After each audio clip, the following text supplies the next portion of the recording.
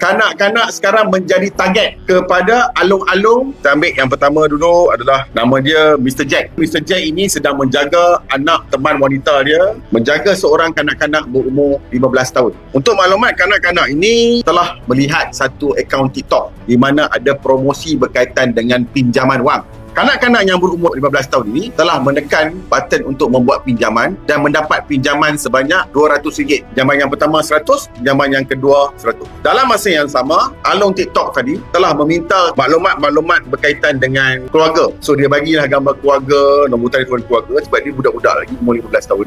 Isunya adalah yang pertama adalah ugutan terhadap kanak-kanak. Bayangkanlah, ini budak-budak 15 tahun sehingga ugut untuk ganggu dia di sekolah. Dia umur 15 je. Dia hanya bagi IC je dah dapat duit dah. Tak ada payslip ke apa-apa dia tak tanya. Dan lepas tu sekarang mereka nak dia bayar balik RM10,000. Macam mana budak-budak ni sekarang boleh nampak iklan-iklan macam ni. Saya rasa MC pihak berkuasa kena buat sesuatu tentang benda ni lah. Sebab 15 tahun je. Kena jaga anak-anak. Jadi perhatian sikit lah.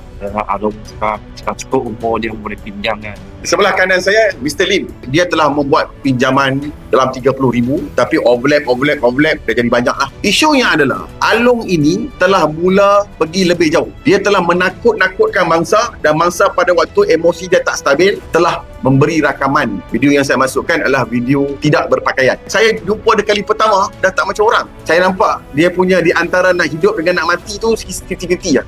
Dan hari ni Anu ni menggunakan point ni, menggunakan mengukutnya untuk menyebarkan video dia tidak berpakaian tadi. Dan itu sebenarnya merupakan satu ugutan jenayah 506, pemerasan 384. So dia cakap dia dah kasih satu explanation. So dia pun suruh saya masuk kereta saya, buka habis baju, sebelah dalam angkat IC saya dan bacakan nama IC saya. Dan lepas saya datang esok, ada satu nombor yang tak kenal dia lah. Suddenly WhatsApp saya, itu video dengan tanpa ugutan.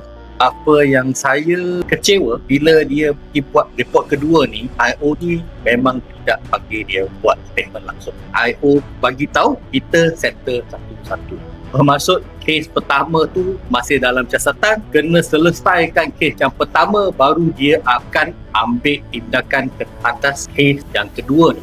Miss Niko ni, dia telah menerima maklumat bahawa abang dia telah membuat pinjaman dengan seorang pemberi pinjam wang. Jumlah pinjaman anggaran RM1,000 lah. Isunya pemberi pinjam ini telah memaksa, memberi tekanan kepada bapa dia ni untuk menandatangani satu perjanjian friendly loan sebanyak RM200,000. Yang mana bapa dia tak pernah pinjam pun. Nombor dua, tanah bapa dia ni yang bernilai RM4 juta telah di-caveat oleh pihak yang ada kaitan dengan pemberi pinjam. Nama lain lah, dia guna satu nama proxy yang lain.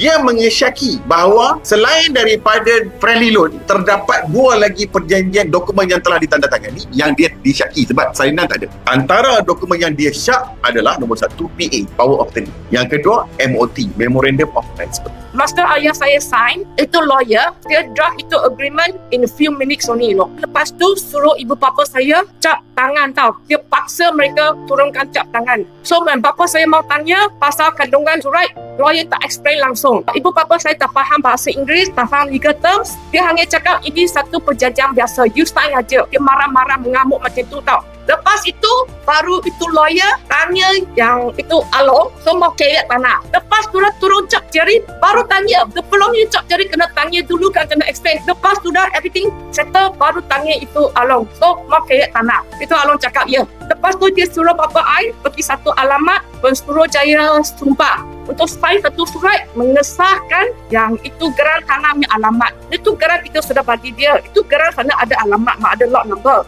Kenapa kena pergi ke Suruhanjaya sana sign lagi untuk mengesahkan alamat? So dari sini kita orang suspect lah. Itu bukan the real document. Itu dokumen mungkin MOT ke atau dokumen lain, aku tak tahu. Sebab dia tak beri kopi kepada parents. This is a bit ridiculous. It's not right. No, my father is 82 years old. How to understand English?